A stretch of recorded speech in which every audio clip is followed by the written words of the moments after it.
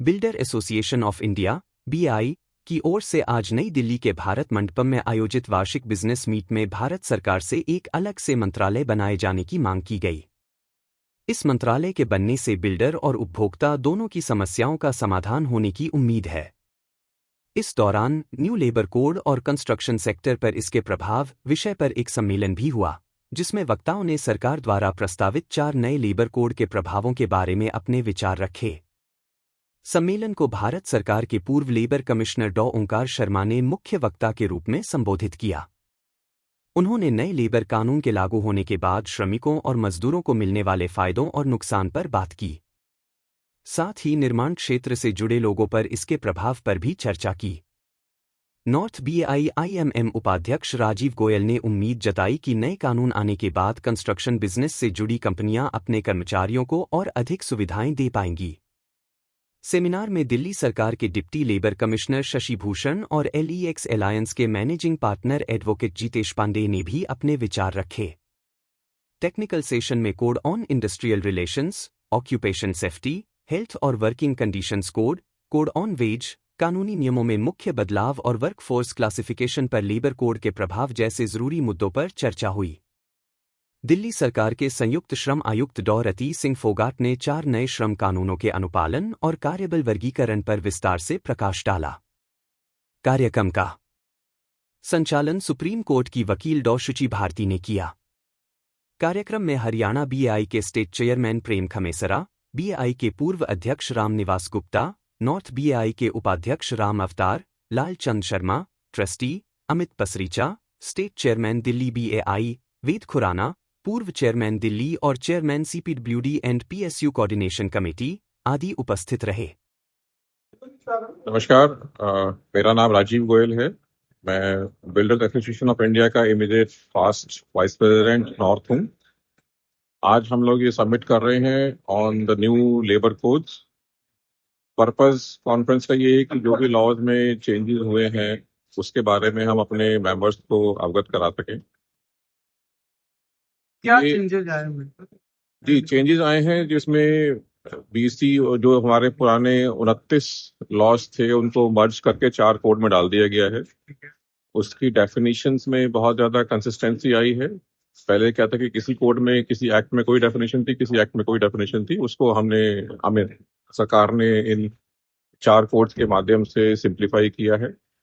और कहना चाहूंगा कि as a contractor and as a association member, हम जितने भी हमारे कॉन्ट्रैक्टर भाई हैं वो सब अपनी जो लेबर है उनके साथ में उन सब के लिए अच्छे से अच्छा करना चाहते हैं। उनका पीएफ और ईएसआई कवरेज पूरी तरह से करना चाहते हैं, लेकिन जो लॉज में कमियां हैं स्पेसिफिक टू आवर इंडस्ट्री उसके कारण हम ये पूरी नहीं कर पाते हैं। उम्मीद है कि नए कोड आने पर ये जो इसका इम्प्लीमेंटेशन है वो आसान होगा और हम अपने वर्कर्स को और सुविधाएं दे पाएंगे।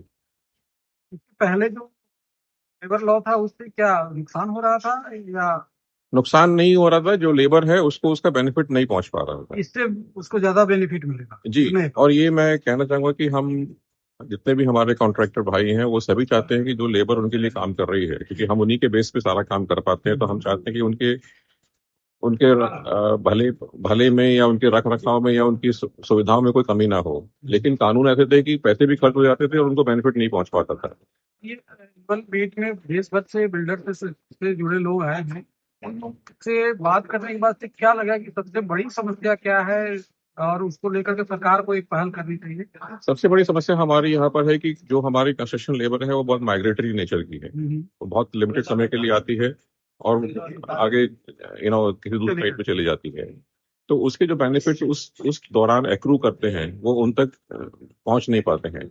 अब जैसे डॉक्टर ओंकार शर्मा जी ने सुबह कहा कि लेबर लाइसेंस लेने में बहुत जो समस्याएं थी वो खत्म हो रही हैं, जो रजिस्टर्स मेंटेन करने थे वो समस्याएं खत्म हो रही हैं, तो पेपर वर्क कम हो रहा है और जो बेनिफिट हम लेबर को देना चाहते हैं उसमें जो ये लेबर कोड्स हैं वो बहुत ही हेल्पफुल होने की संभावना है। ये नए वाले जी, ये एक तरह से कहा जाए तो ये लेबरों के लिए ज्यादा फायदेमंद होगा और साथ साथ इससे फायदा बिल्डर भी होगा। हमें फायदा ये होगा कि हमें पेपर वर्क कम करना पड़ेगा और हम अपने काम पे ज्यादा ध्यान दे पाएंगे। जो बेनिफिट लेबर को पहुंचना है वो आसानी से पहुंच पाएगा। कि भी इनको करना ही है, लेकिन देखो इसमें एक तरफा कभी भी नहीं कहा जा सकता लॉ अबाइडिंग हम लोग होंगे तो सरकार भी हमारे साथ है, और हम लॉ अबाइडिंग नहीं होंगे तो सरकार भी, देखो उसमें तो अपना अपना नज़रिया है देखने का कि इसको कैसे देखते हैं। सरकार ने कानून बनाया है तो इम्प्लीमेंट करने के लिए बुलाया है। लोग कोर्ट के चक्कर काटते रहते हैं।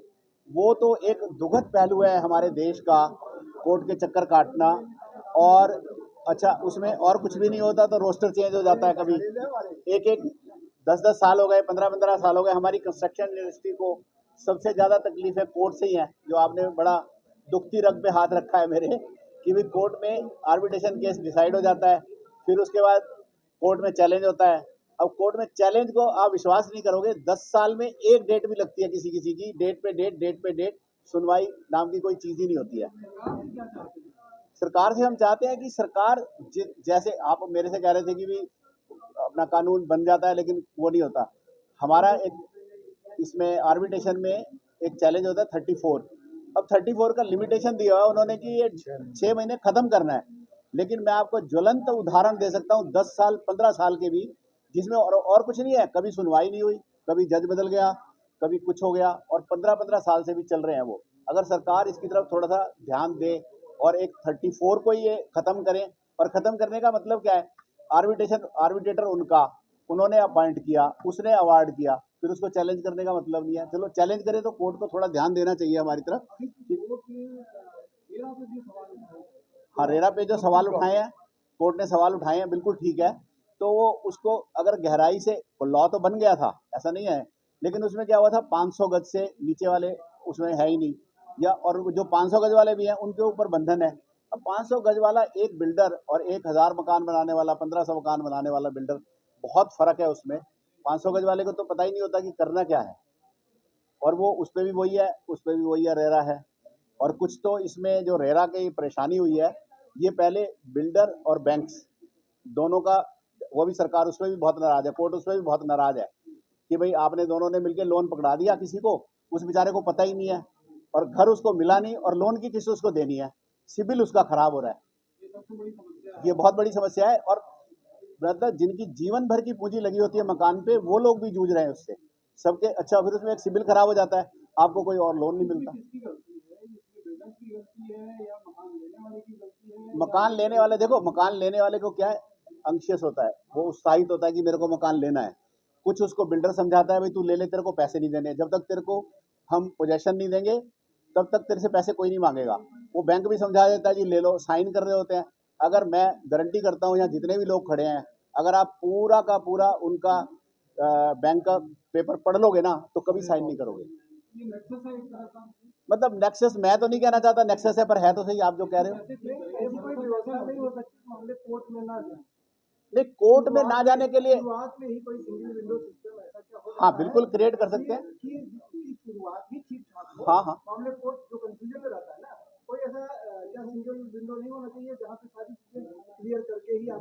बिल्कुल होना चाहिए। और उस आदमी की, जिस आदमी ने अपने जीवन भर की कमाई, अपनी पत्नी, अपने माँ बाप सबका कमाई का लगाया, उसका सबसे ज्यादा ध्यान रखना चाहिए।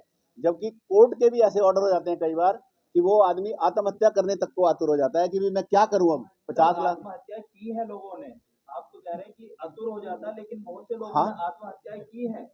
ये तो सबसे, इसमें तो अब सरकार को यही चाहिए कि भी मतलब जो भी पैनल बनाए, जजेस को नियुक्त करें, किसी को भी नियुक्त करें, बिल्कुल ठीक बात है, आपने ठीक कहा। सिंगल विंडो का मतलब out of the court settlement होगा तो शायद जल्दी हो जाए। आम आदमी को जानकारी नहीं होती है, उसको जो कोई जो बताता है उसमें वो जाके फंस जाता है। हाँ, तो कोई ऐसा मतलब फिल्टर हो जिसके आगे जाके। तो क्या इस जो आज ये प्रोग्राम हुआ है, तो क्या इसमें ये मांग रखी जाएगी? नहीं, आज इसमें अभी तक तो हमारे एजेंडा में नहीं थी, लेकिन आप लोगों से बात करके हम अपनी जो अपना जो भेजेंगे उसमें हम ये बिल्कुल करेंगे। Thank you.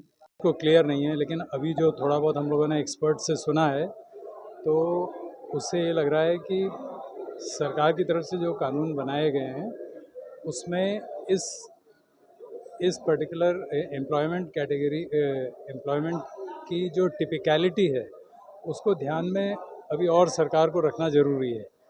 क्योंकि जैसे एक इंडस्ट्री के अंदर होता है, एम्प्लॉई को एम्प्लॉय किया जाता है, वो लॉन्ग टर्म के लिए होता है, उसका परमानेंट एम्प्लॉय होता है, एम्प्लॉयमेंट होता है, मंथली सैलरी होती है। लेकिन यहाँ पे तो आदमी कई दफ़े ऐसा भी होता है कि एक दिन पहले हायर किया, वो एक दिन बाद काम किया और उसके अगले दिन चला गया। कभी लोगों को बाहर से लाना पड़ता है, साइट्स रिमोट लोकेशन में होती है, उनको टेनेमेंट्स वगैरह प्रोवाइड करने पड़ते हैं। तो ये टिपिकलिटी जो है इसके बारे में और अभी समझने की कोशिश कर रहे हैं। ये पहला प्रयास है, हो सकता है इस तरह के कुछ और सिंपोजियम करने पड़े जिससे लोगों को ये क्लियर हो सके कि उनके कानूनन लीगल ऑब्लिगेशंस क्या हैं और कहाँ कहाँ उनको ईज़ ऑफ डूइंग बिजनेस होने वाली है और कहाँ कहाँ उनको दिक्कतें आने वाली।